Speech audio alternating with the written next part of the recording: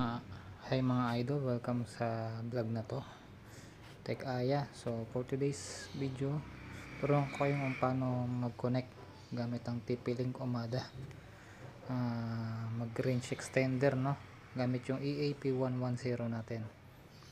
So yan, pag wala pa kayong account guys, hindi to admin guys, no, gagawa tayo ng sarili nating account, papakita ko sa inyo.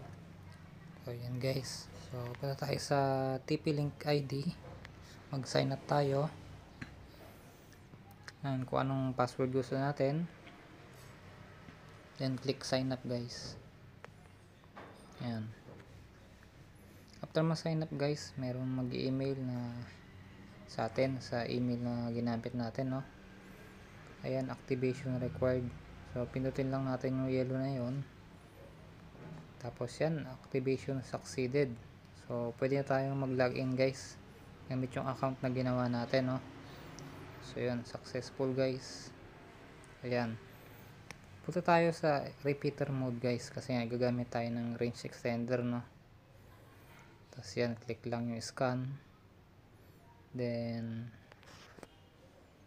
yan guys, lalabas lahat ng mga wifi, no, na nako-cover.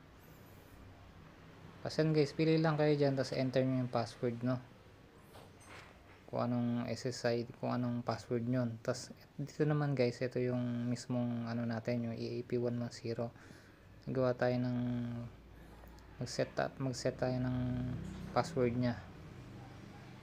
So yan, so apply lang guys, tapos antayin natin matapos yung connection.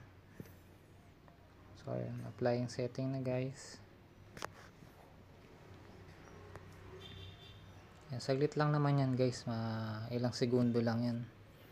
So yan, meron na tayo guys, naka-connect na yan sa access point. Then ayan, punta tayo dito sa ginawa natin, no, na access point. Tapos yan, test na natin guys. Ayan, gumagana na siya guys, no. Ganun lang kasimple guys. Salamat sa panood sa ating vlog.